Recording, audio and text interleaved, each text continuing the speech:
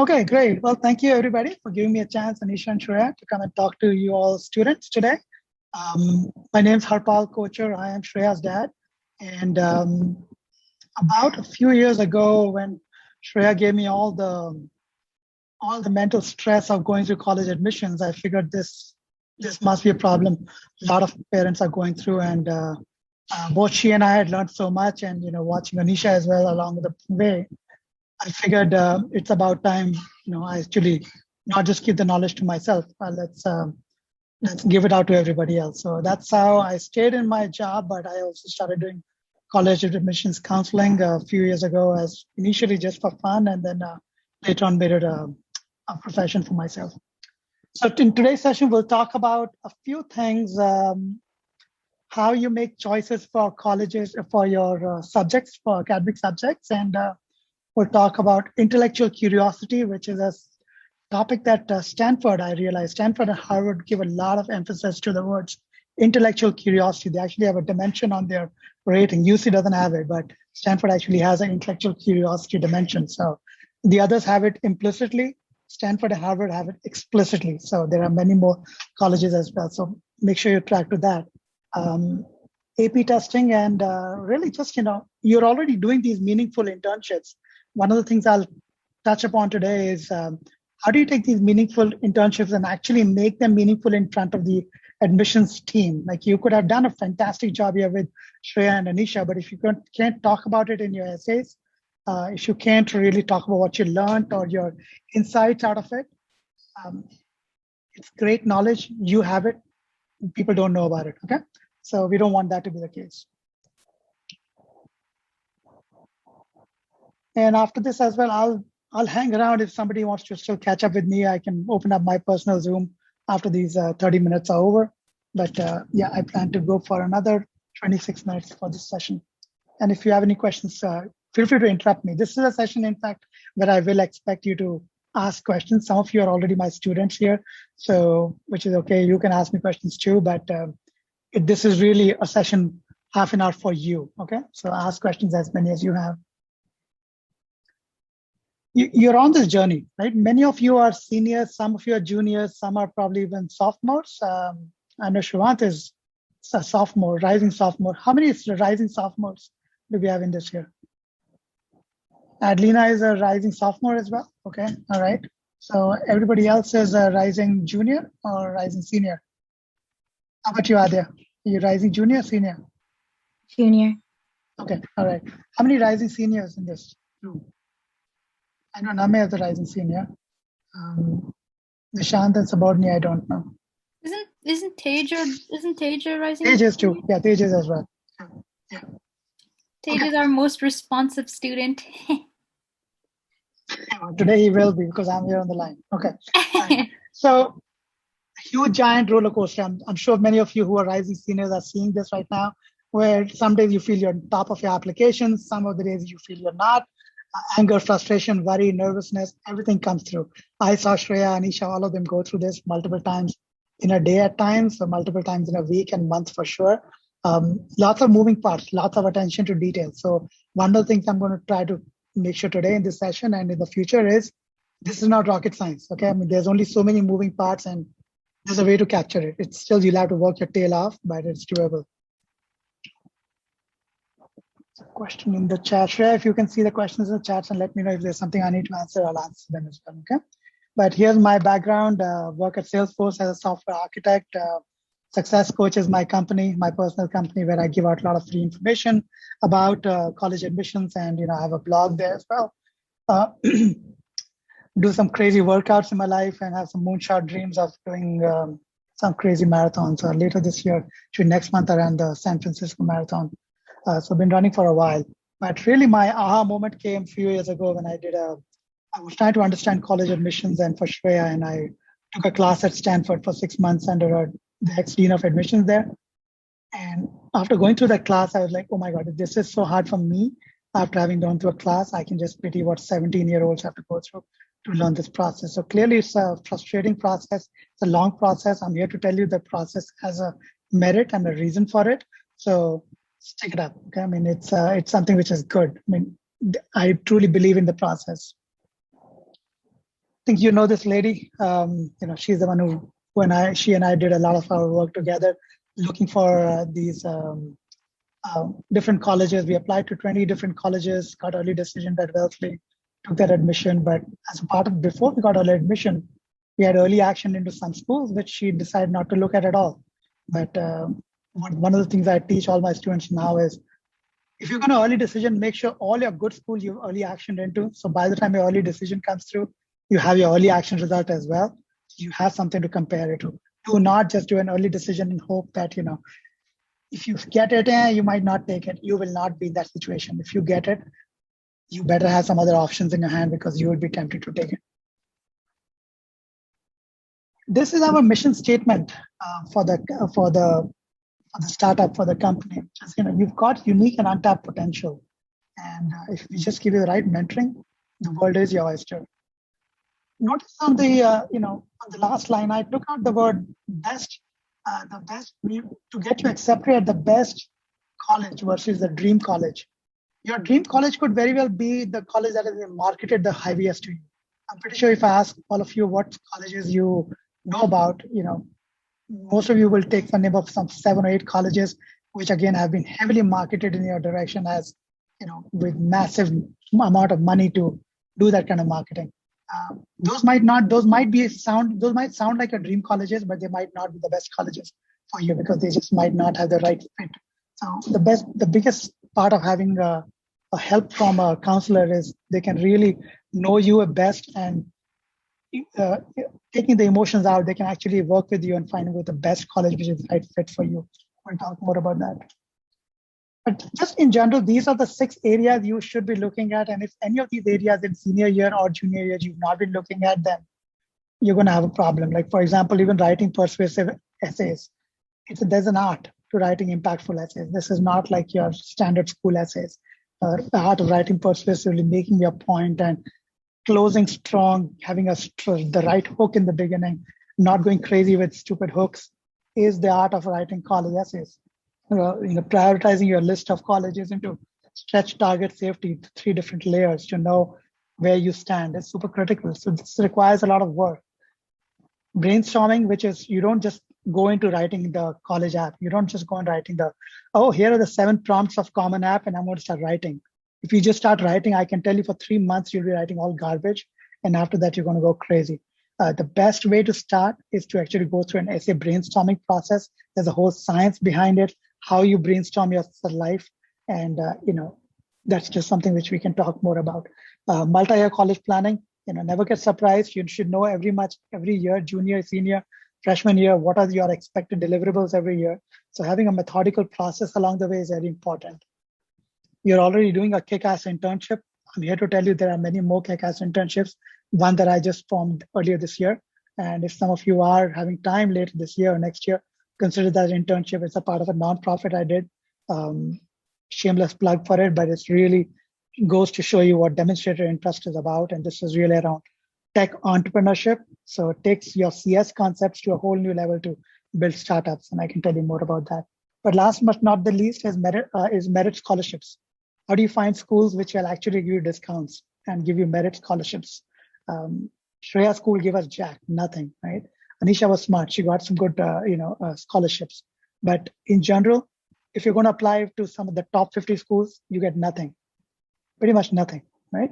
So plan which schools you're going to apply to if you want scholarships. If you're looking for a discount, if you can't pay $280,000 for a private school, if that is a no, you cannot apply to the top 50 schools unless you are making $130,000 or less as a household income, which in the Bay Area and in general, very rarely, we're very blessed people. Rarely do we all make less than that kind of money. So, but we can talk more about that at some point. When you look at a college selection process, you have to have specific ideas. You can't just go by US News saying something specific, saying, oh, these are the top 20 schools. I'm going to apply to all these top 20 schools. A lot of things matter. In fact, Shreya highlighted the areas in red, areas she felt were important when you look at the school. And notice how privileged this kid is. She did not put cost and financials. Looking at the slide yesterday, she didn't put cost or financials as an important criteria because that is something which dad and mom were going to take care of. Right? but for many people don't have that kind of luxury of life.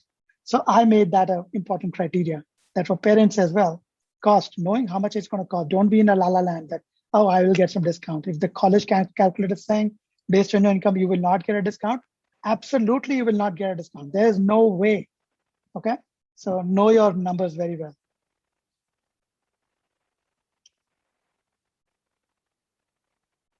Let me make sure what happened here.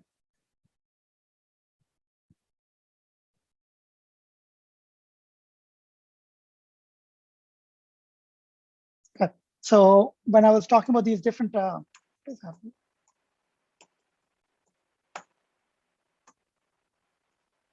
Okay, all right. I do run a classroom service. It's a free service for everybody to join, which gives you a lot of my content for free. And there's a premium classroom, of course, but this is the free service. All of you in this class should definitely sign up for this free service. I'm going to put it in the chat and have a look at it.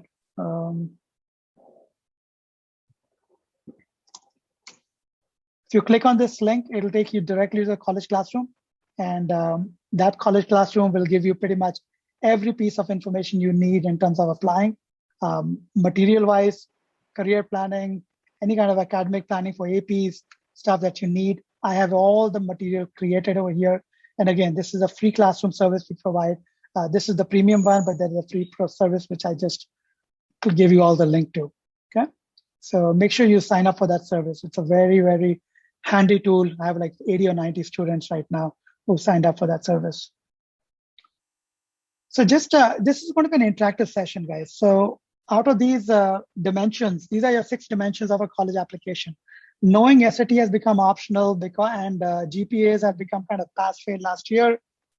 What gives? What's the kingmaker? What is the dimension which you think has suddenly become the most important this year or in the last 2 years? It was very important earlier too, but has suddenly picked up a huge steam. Quick, I don't have much time, give it a shot. Anybody, one of you speak. Extracurriculars, maybe. Good try. Okay, keep going. It has become very important. It's the AP, okay? Because what's happened is schools became pass-fail and AP became, and SAT became optional. So really the only way for a school to really know if you are rigor has been tested. It's now become, the AP has become the only way to figure that out. And that's become the whole and soul. Yes, ECs, to your point, Adya, has become very important. Recommendation letters have become important, but the litmus test, which in the past used to be GPA and SAT, is no longer a litmus test. Like that used to be what they would say, okay, we're not even looking at students below a certain SAT threshold. That's gone out of the window now. That said, you still have to do the SAT, ACT to build your curriculum. And the whole reason this is important is schools still have this one metrics that they track like hawks, which is their 4-year graduation rate. If you do not do well on the APs, they know or they believe there is a good chance that you will not graduate in 4 years. And they do not want that. They definitely don't want you failing or leaving the school because they can't fill out that seat. But they definitely don't want you not graduating in 4 years, especially the good schools. So AP becomes the only way for them now to figure that out. So be careful what APs you take. Volume, quantity is not as important. Quality is more important. Challenging APs, super critical. Balance your workload. AP, you can see the number of people who are taking APs has gone up. As long as you're showing a gradual progression with taking harder APs over the years, very important. B at a AP versus an A in a regular course will be treated differently. So make sure you try it out. At the same time, balance your workload. These 2 ladies who are running the show here today, they did not balance their workload and they suffered a lot. So make sure you don't suffer, okay? Really know your workload. Here's a balanced progression. This is what I typically do with all my students is, this is my new aha moment as such, which is, do your self-paced APs. Sign up for, even though your school might not let you take an AP, you can do an AP micro or an AP psych or a simpler AP or an AP computer science A or something like that in the earlier year. You can do that in the freshman year. If you don't feel ready for the exam, fine, don't give it. It's okay. Or give it and you might hold back your result from going to the college board. or to the colleges. You can do that, right? But try, give it a shot, be on top of your game. It's extremely important from freshman year onwards to start trying your hands at APs, even if the school does not allow you the option. Just keep building it over time. And again, no B grades in junior year. All experimentation should be done by 10th grade over here. Schools are a lot more open to Bs over here in the freshman year, maybe a B even in sophomore year, but nothing over here. Okay, all straight A's over here is what we need to get into a good school. Okay, not too many APs in the senior year, again, because you want to focus on your college applications. That's the year. So if you've applied for a bunch of APs before honors classes, you've already pushed yourself enough. You can go with that. Any questions here? Okay, all right. All throughout, build a good bond with 2 to 3 teachers, with your guidance counselor. Many of you don't even know the name of your guidance counselor, or your guidance counselor might not know your name. That's a no-no. You've got to change that process, okay? Your teacher bonds do not have to be, it's not as important with 9th graders and 10th grade teachers, but 11th grade teachers, absolutely important. Not just the bond, keep sending them emails every so often if you're struggling or if you're doing well in a subject, if you want to thank them. Because when you go with them for the recommendation, what they're going to do, they're going to search for your name in the emails, how many times this person reached out to me, and they're going to look at that interaction, and then they're going to build their case saying, yeah, they did come to me multiple times, or Adia had spoken to me over here. She's a bright student. So thank them when you have to, right? Thank them every so often. What you're doing in the process is you're building an audit trail that becomes a part of your recommendation letter. So build your strategy throughout. All 4 years, the strategy is important. I have a link here for the online catalog for AP courses as well. SAT, ACT, you don't really have an option. You have to do it, even though UCs don't need it. But if you're looking at going only to UC, that's okay. But if you're looking anywhere outside UCs, you do need to look at both SAT and ACT formats. Do not just look at your neighbor and say, because he's done SAT, I'll do SAT. Make sure you to look at both.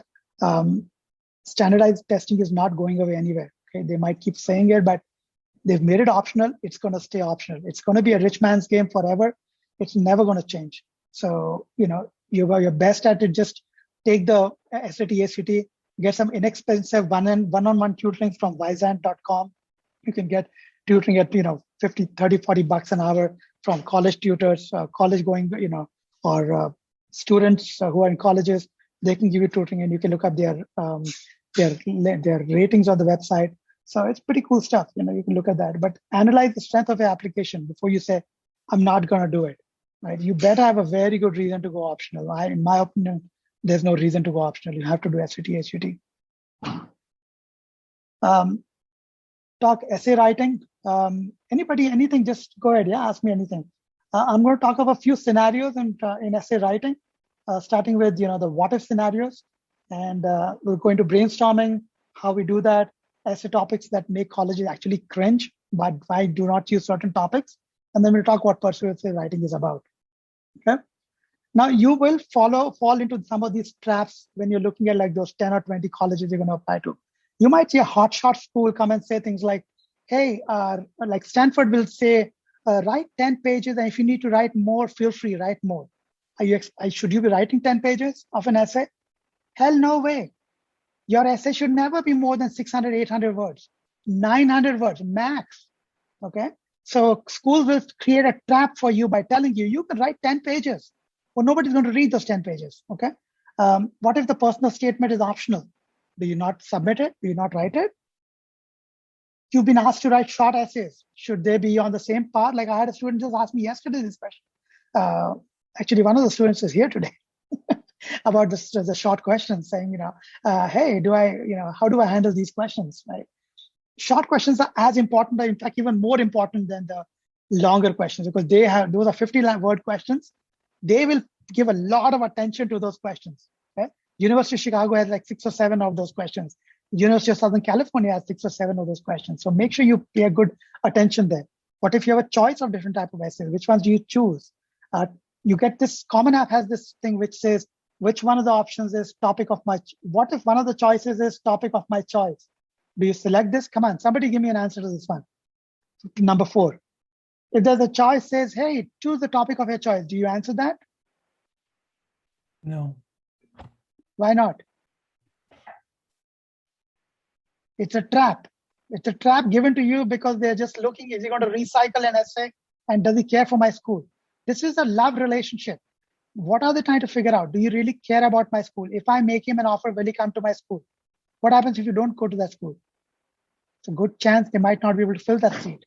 They could have given that seat to somebody else, a much smarter person, but because you crapped out and did not take that admission on 31st of May, and if they have an open seat, now they have to give that seat to a waitlisted candidate who might not be as good as for them. So if they make you an offer, they want you to say yes. So if they have a feeling that you're not going to say yes, you might actually, from even a school that might be a safety school for you, you might actually get back a rejection saying, we don't want you, and you'll be surprised what happened here. What happened was they just didn't trust you were going to come to their school. Okay? So the answer here is, if it's a personal statement essay, do it. If you're asked to write short essays, all the rules apply. Make sure you do all the same amount of work. If you have a choice of essays, only the ones that play to your strengths. And be very careful about that. UC's asked you to write 4 essays out of 8. You better know all 4 which are playing to your strengths. I was working with a student yesterday. He wrote 3 amazing essays. The 4th essay, because they read in chronological order, was down in the toilet. And I said, you're not getting into college because of this stuff now, you know that. He goes, but my other 3 essays were good. I'm like, bullshit. You wrote 3 good essays, but your 4th one was crap. And that was the last essay they were going to walk away with. Okay. So timing matters, order matters a lot. What if I'm asked what's my favorite thing? One of my students wrote the favorite thing, and he wrote about playing cricket, and he wrote about some weird stuff about cricket. And I'm like, okay, firstly, nobody in America knows cricket. Okay, you are not some amazing player about cricket. What were you trying to get across with this point? And that student spent like a good 2 days writing that essay. So, I mean, yeah, don't tell them, or tell them the truth, but don't go crazy over the truth. Make truth about something which is sensical, which they understand. Okay. No, the reason I am able to use my common sense in a lot of these things is because I've talked to a lot of admissions officers. Their life is horrible, very boring lives. Okay. Most of these guys are sitting in a dungeon and just looking at essays all day. You think you have a miserable life? Try becoming an admissions officer. Okay. You better write something which intrigues them, interests them, they find intriguing conceptually. So there was this thing I was showing, where was that? So if you write something which is stale and boring, okay, you need to stimulate me. I am the admissions officer. If I don't get stimulated, and how do you get me stimulated? Not by the best hook, not by beating around the bush and saying, I was in the middle of a hurricane and I saved 10 people. Okay, you're not Superman either. It's about basic things. You got to be good at storytelling about something basic. They're not expecting you to be a he-man or a she-man, or they're not looking for any of that. They're looking for a common person who has a personality that is pleasant, something new they found about that person. So we tend to make our students go through this whole tickle exercise. There's a questions, like 120 questions I wrote down. And like, for example, like, what traits do you share with your father? I'm not asking you what do you like about his father or not like about. I'm saying what traits. What's the best advice when it comes to raising children? Out of those 120 questions, I'm bound to find something interesting you will tell me. I want to come up with 10 unique stories about you. That's all I'm trying to do in the brainstorming process. And those are unique stories just for which only you could write. Okay? Things you don't want to be doing. Your essays don't want to be your resume. Okay? It can't be just whatever you wrote in a resume, you put in the essay. Because I can read that in the resume. You can read it in the Common App format already. I was a head boy of the school. Okay, I can read it there. I want stories. I want exciting things. Okay, don't give me generic answers. Again, tell me stories. Tell me what you learned out of them. Don't tell me I took 5 hours to get through some place. That doesn't tell me jack about anything. Okay, generic answers, no. Stay away from politics and religion. You never want to talk about politics at all in your resume. You don't know who's reading your who's reading it. I was going down and I got an A. I turned this thing around. I can see that in the transcript. Why are you wasting my time, in the essay writing that stuff? I went on the mission trip. I went for 1 week to Somalia and I learned about sick, sad kids, and that changed my life. How can that change your life? You spent 1 week for a trip, and that also your father paid for your trip. So you got to be real about what you say. Yeah, if you went to a mission trip and you spent 3 years after that working on something, get it. Don't tell me stuff like I went for a week and it changed my life. Changed it how? Yeah.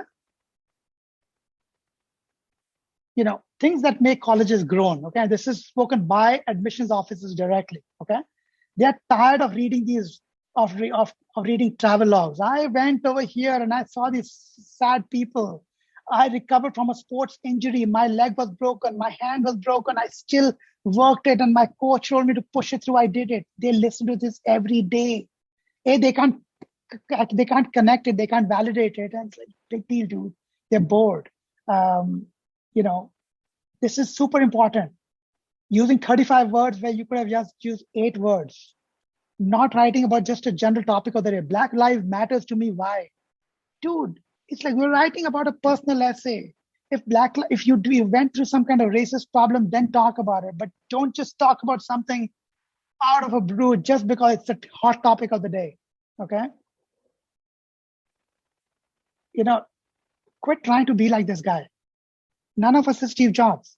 Okay? Don't try to become like him in your essays. Try to keep it basic. If you just spoke a story, if you met a friend and you told them what you did in summer and how you felt vulnerable or what you learned or something new you figured out, they'll find that interesting. That's all what this is. They're not looking to hire Steve Jobs. This is a sample narrative, and I'll put this in the classroom, the one I showed you earlier. But look at this simple. I mean, it's not this essay won't make it into college, into personal essay. But look at how simply this person he made the name of a topic, which already tells me that he used the 6 words for a topic. So he values what he's writing. He's getting the message across, how he's setting the stage, how he's describing the problem. And at the end saying, what I learned from softball, right? What happened, what did not happen. Nothing earth shattering, but I can tell you, people will not cringe in their stomach reading something like this.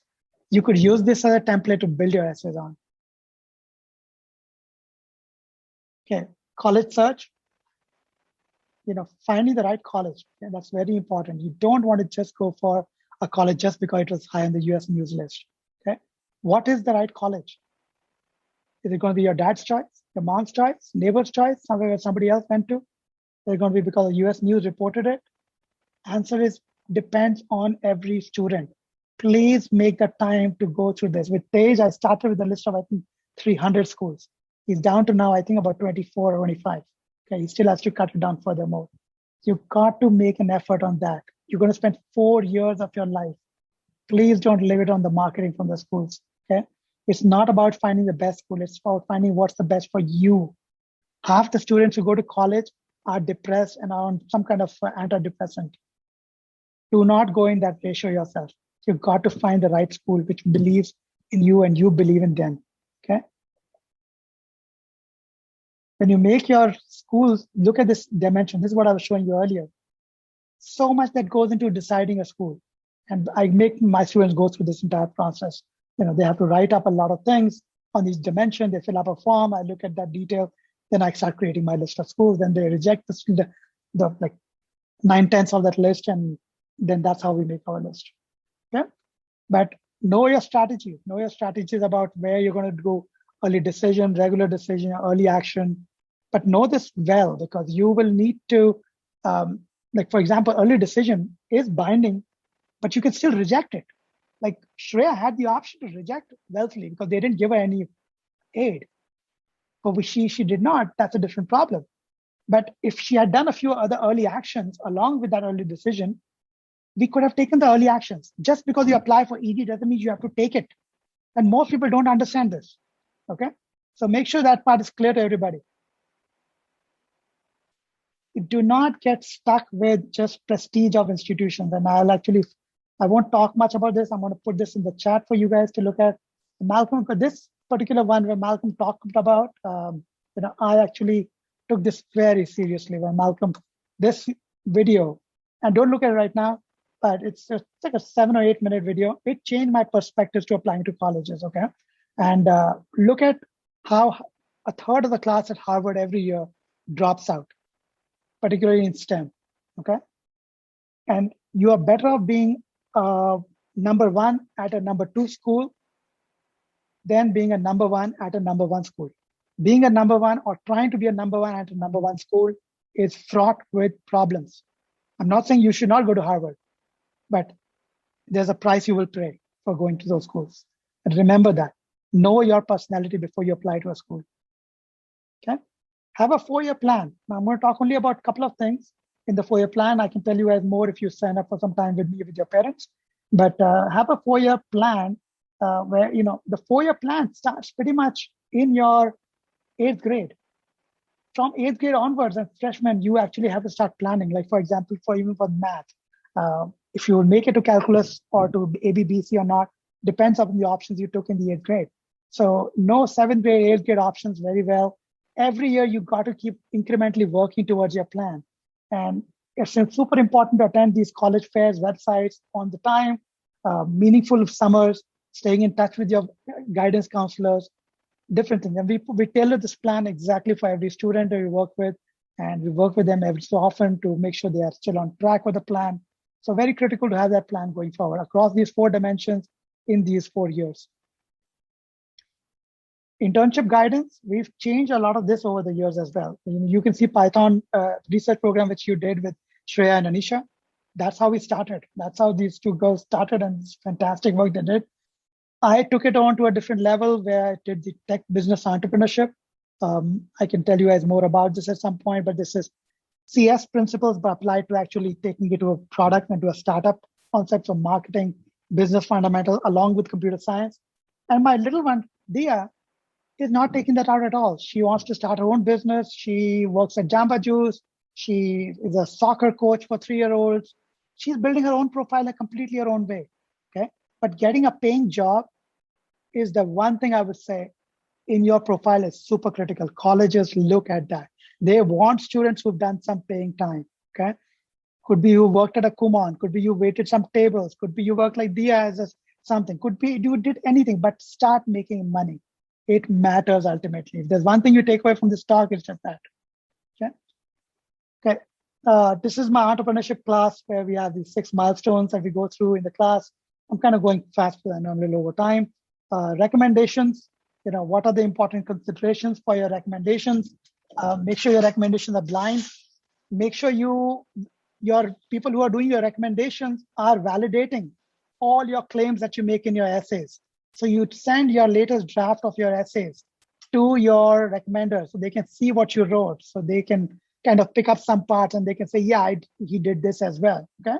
Send them good thank you notes with summary reminders of important interactions. Again, we can talk much more about this later, but super critical, intellectual curiosity. This is a factor which you need to know what it's about. And this is what you will get measured on at multiple schools, including right now, this internship you're doing over here. Intellectual curiosity is how you ask questions. What did you pick up from here? What value yourself, your own interest and curiosity? Why did you come to this internship? What are you going to pick up from this and go to the next level with? Okay. Challenge your status quo with thoughtful questions that you ask of these 2 ladies. Build that curiosity in yourself. When you build it in yourself, it'll show in your essays. In your essay also, you can ask intelligent questions. It's like a monologue kind of a way, but build that stuff, okay? Because this gets measured by the schools. This is how you can demonstrate your intellectual curiosity. This is my last section, but taking classes not offered at your schools, doing a project beyond and above. Shreya did this with the National History Day. She used to go every year, do National History Day, which was above and beyond school and became a big part of our essays. So it really talks about that. So of course, a lot of this is not cliches, but think about this. These are the books that have inspired us along the way. I'm going to put this link for you guys to, if you want to spend some time with me.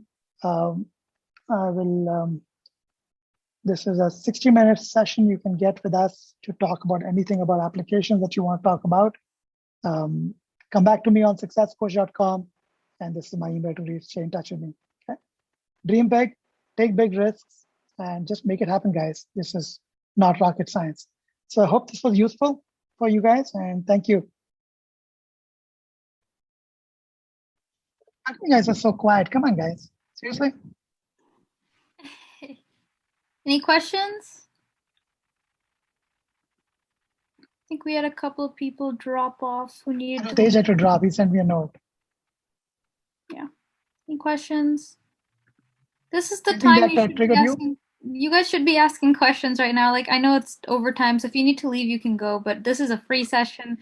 Y'all are applying to college soon. I would ask. Yeah, Nishant has a question. Go for it. Go ahead, So Nishant. how should we approach like building a solid extracurricular profile? So you already made the start for that with your with the fact that you are doing the PRP program and you are doing stuff which is unique, which the others are not doing. Most people just do a Python class here and there and move on, but you are actually taking on research projects with Anisha and Shreya. So that's already making your profile unique. Watch the others around you. Do what they're not doing, right? Which means take a job, which we talked about. Show some intellectual curiosity. Like for Shreya's case, when she showed interest in the genocide in the Second World War, the whole Jewish Holocaust, we actually went to Poland and we actually saw, we took like a private tour. We learned about the genocide and it's something which impacted me a lot, impacted her as well a lot. And we actually talked about it in our application. That was our demonstrated interest because we were applying to a liberal arts school. And so, it's maybe set up some time with me, Nishant. I would look through what you've done so far and I can advise you on something more tailored for your specific needs. But yeah, definitely do it. Well, go ahead, Adya. So I think my question was more about narrowing down a list of colleges that you want to go to. So I guess how many colleges should we kind of target to narrow down to on our list? You should expect to come down to about no less than 17 to 18 colleges total, and UC is called one college. We don't consider UC as a separate college, like UC those 10, but you want to make sure you have about 4 in your reach. So you have reach, safety, and target, right? You've got, so you've got the, make sure the framework, for example, let me just quickly bring it up.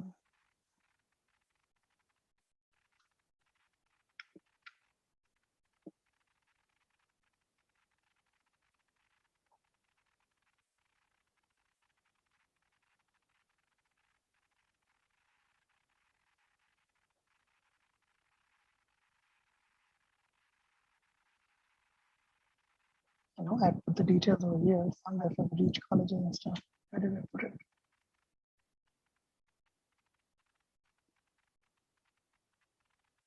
What you want to do is, can't find that section, but plan for about 4 which are like out of your sweet spot, about 6 which are in your sweet spot, and then like 3, 4 which are like safety, right? So in UC itself, you'll find some in your sweet spot. Make sure you apply to, make sure there's one ED option as well available if you really like a particular school. EAs. The way I was working with Tej and some of the other students was I actually have a list which I worked with them in this year, which is until December, and then there's a January list.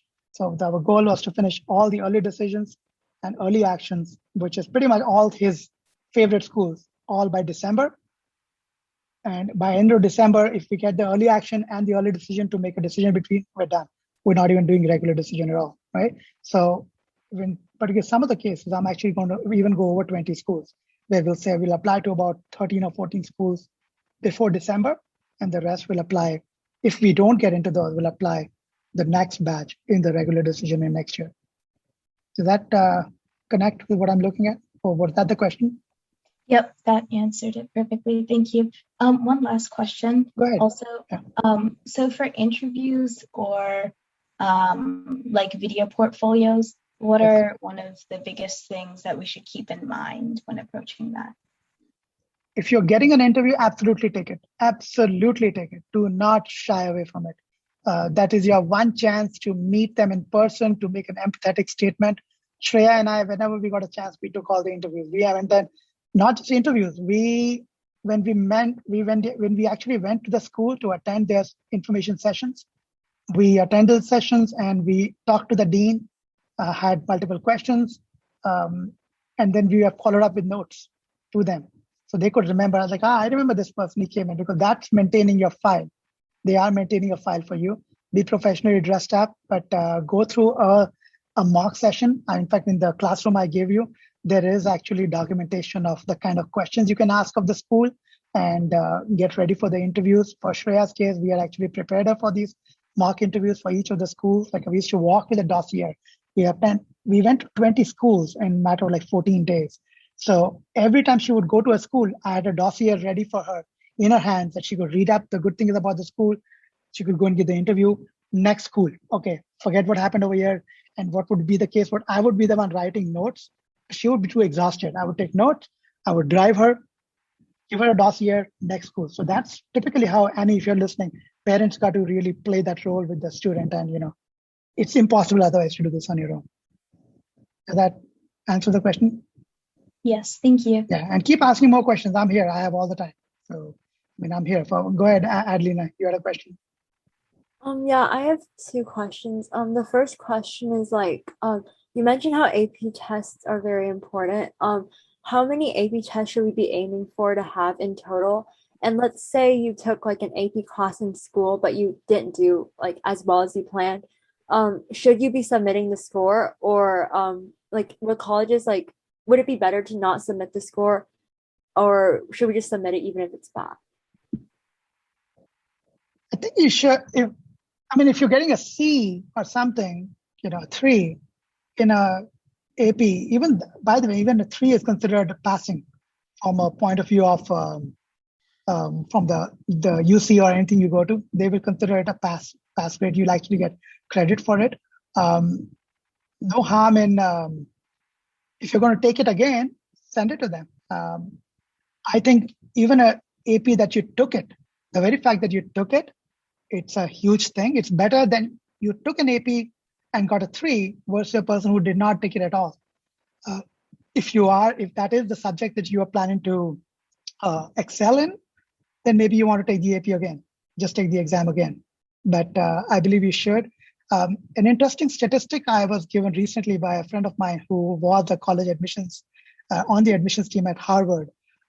Harvard takes in 1,700 students total. If only APs were the criteria they were going to use to decide if they're going to fill up their class, take a guess how big a classroom could they create? If they take in 1,700 students, if they made only AP the criteria, saying, or valedictorians, saying, we're going to only take valedictorians and APs, that's it. We're not looking at anything else. How big a classroom could they fill? How many times this classroom could they fill up with just that criteria? 3 times over. Okay, so they get over 5,000 applications where they get valedictorians who are killing it with the APs. What you don't want to do, Adelina, is fill up APs for the heck of thinking you're going to get a GPA rise. After a point, after 6, 7 APs, you don't even get a bump. If you got multiple 5s, you're done. You're not going to get any more bumps. And they can see it. If you fill it up with AP Psych, AP Micro, AP Gov and stuff, they can see it that you're trying to mess with the system. If you take AP Physics C or AP Chem, AP Bio, and statistics, BC, variant, multivariate, then you know that the person is killing it. You're far better off taking an AP Physics and a multivariate and maybe a stats to make your case for physics for an MIT and killing it on those 3 versus saying, I'm going to go crazy all over. You don't need to. So use it as your point of distinguishing factor. In fact, the lesser you take and the better you do shows so much about your personality. It speaks to who you are. It speaks to the fact that you're not just a mug pot. You're not just going to go crazy taking APs. Yeah? Yeah, that sounds good. And my second question was, approximately how many hours in total should you be spending on extracurriculars per week? It's again not the hours, it's the quality of the extracurriculars and the progression you're showing with them. For example, Dia spent this entire, my younger one, spent the summer she worked at Jamba Juice and she worked as a coach for soccer kids. Jamba Juice was about a month and the other one was short. That's okay. You don't have to be working all year on extracurriculars. Then you're not expected to do that. as long as you built a well-rounded personality, like for example, if she works now here, next year she goes and does maybe works as a manager at the Jamba Juice, right? She gets promoted. She still puts in less hours, or she gets a senior associate, and she can actually build on that example for herself. It doesn't matter how many hours. I mean, you're getting certain hours for social service, right? Do not try to game the system, is my point, which is by saying, oh, if I have more hours, they'll give me more value. I mean, there is a certain value, but if you look at Shreya's credentials, we actually had her, where is it gone? There is one, it's called the Shreya's kitchen sink. Where did I put it?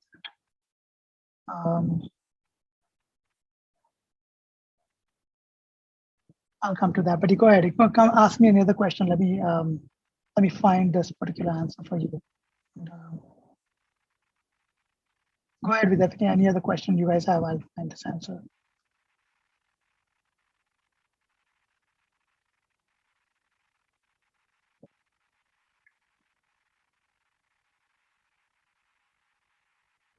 Yeah, it's you're right.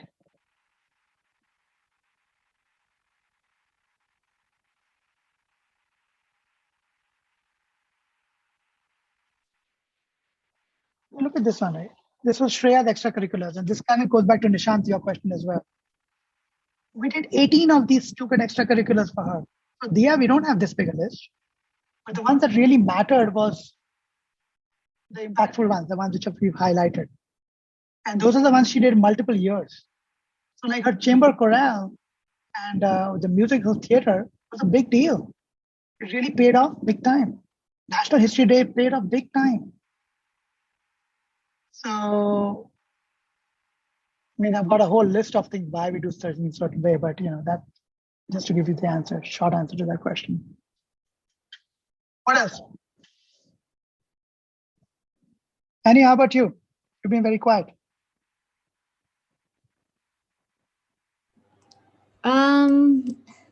Nothing so far. Thank Come you. on, there has to be something. There has to be a question about you're coming in as a parent. So I'm sure there are questions about, you know, which are the best schools where I can get a scholarship and financial aid, or not financial aid, but which schools are the most generous? Come on, there must be something. Well, I think along the line with working experience, like internship, right? What would be the right year for the kids to start looking for internship? And I saw that in your presentation, it refers to internship specifically as major has to be related to their major. So in that case, I don't know if the kids should start looking at internship during the school year in, let's say, sophomore year, junior year, or should that be like something in the summer? They should look for internship. I think internships like the ones you're doing right now, these are more like, you know, focused internships. These are solid internships. This is really an internship, but throughout the year, working, you know, on Saturdays, you know, waiting tables or working at a Jamba Juice builds, you know, it's getting you money. If you just go and make Adelina a instructor on Vyzant, you know, she can sign up as an instructor for 5th graders, 6th graders, and start charging money for it. She actually gets reviews on her Vyzant tutorial profile. Those are the kind of internships I'm talking about. I mean, maybe I'm using the wrong term, internships, but to me, I mean, there's no reason. I mean, honestly, I will not have a third child, but there's no reason why students, 13, 14-year-olds could not be dog walkers. There is no reason why they could not be raking the yard and, you know, getting $15 an hour from the neighbor for doing that. That should be a part of, and that should be called out in your application somewhere or the other, right? Because that is how we are building meaningful students, and that's what colleges want. So my point over here is that one thing is this system, the American system of looking holistically at a student works. I mean, both these girls, you know, Anisha and Shreya, they've done things. I mean, you know, they've done a lot of things. I wish if I could turn the clock back, I would make them do more. But they picked up solid experience over time, right? And are you referring internship as paid or unpaid, like a volunteer work? Like as you said, tutoring, right? If it is like a free tutoring service that the kids, you know, have a one-on-one on a regular basis, would that be considered an internship or more just a volunteer community service? It's volunteer community service, and I tend to put them in 3 buckets. So if you look at even the Common App, Mhm. They actually, if you look at the experience that they show, so let's quickly show that part. Where did that page go? I was just looking at this one. So if you look at the details over here, I don't know if you can read this very well. Obviously, even I can't read it. So, but the need for showing the three kinds of things: the work experience, extracurricular, and I think one more, association. There are three different things. So when you show work experience, you would typically show it under nonprofit or profit. Everything I read, and it showed me that if you can show that you actually did the work, like for example on Vizant.com, if I can just build a profile and or even on LinkedIn, if somebody can just say vouch for my work, saying thank you so much, we love the work you did, we'll come back to you for more, and it kind of gives the feeling that you actually got paid for it. Mhm. I mean, dollar is king. I mean, this is the world of Benjamins. I mean, you've got to be, if you can show a $10 deal somewhere that you got for an hour, it's a good thing. Okay. And that's how I would think. But reach out to me. I mean, I can go over much more with you. And, I think you and I talked, right, a while back, like I think a year ago. Yeah, a little bit Yeah. a while back. Yeah. Let's catch up. Let's catch up sometime. Adelina, go ahead. You just mentioned about LinkedIn, so I was just wondering, do college admissions like look at your LinkedIn, or like are you supposed to put that on your application, or You should, even if they don't look at it, you should put it on an application. What I made my kids do so this is the difference. Now this is a shameless plug for my own internship. What these students did not do, which I did, and let me show you how cool I am. And so if you look at this, I actually made my students go through a whole LinkedIn. I had a whole project for them where they had to put in their LinkedIn. They had to create their own LinkedIn profiles, and why is somewhere up here? It's not showing over here, but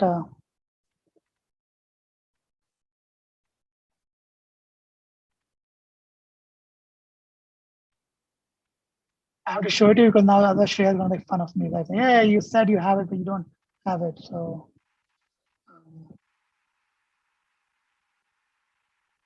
turns out she probably will make fun of me.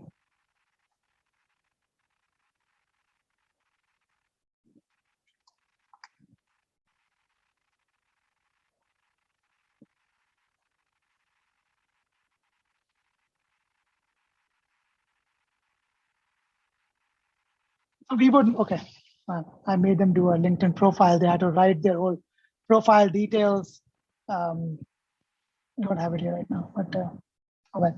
But building a LinkedIn profile and putting it in your Common App folder, Adelina, 100% do it. If you write a blog like a medium.com blog, put it in there. Before they look for you, you put it in there where you're like, let them see. So for example, you finish this internship, right? When Shreya and Anisha, if they write something on their profiles about the about this program, or just say thank you note saying, I just finished this internship. Thank you so much. I learned so much. Here's a quick blog I've written down things I learned. Have some people respond to it. Create a dialogue online on that post. Let it show. Let that be on the top of your things to show, right? Because it shows your writing style, and you're actually writing in front of the world. So now when an admissions officer looks at it, and if you in your essay, if you actually put the link saying, here's a quick write-up of what I had actually done over there. Now you are providing validation to them saying it is time-stamped from a year ago or 2 years ago. I did this work here, right? So now right there is a very clear this thing. Yeah, make sense? thank you, yeah. Mhm. What else? Anybody else? Are there anything from you? Nishant? Namya, you've been quiet, but Namya meets me often. So Namya is one of my students. So I can handle her being quiet. There's a chat, share to drop off. Okay, share's gone. What else? Anything else I can answer for you guys? And I'm here. I can answer. I have time. How's your Adya, you're in 12th grade, going into 12th now, or where are you? I'm going into 11th grade now. 11th. So you're driving junior. How about you, Nishant?